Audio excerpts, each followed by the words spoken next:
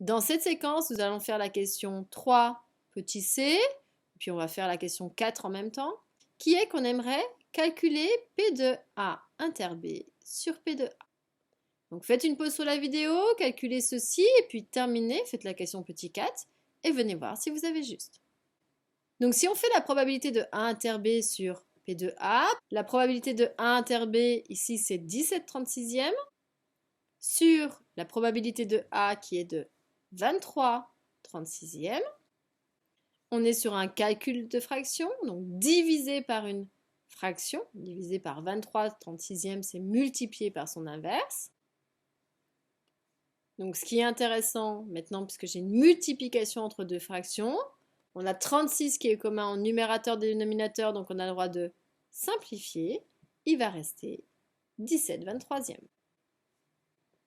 Donc maintenant, si on en profite pour faire la question 4, si on compare ce 17/23e avec la fréquence conditionnelle de B sachant A, on voit que ce sont les mêmes valeurs.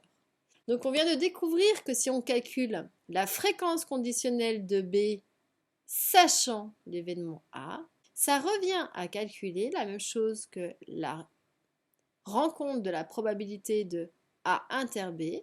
Je vais voir le moment où ces deux événements se rejoignent, divisé en fait par la probabilité de A. C'est-à-dire que je viens conditionner par une nouvelle probabilité qui est un nouvel univers. En fait, au lieu de travailler avec des fréquences, nous on va basculer sur les probabilités, mais ça va se noter de la même manière.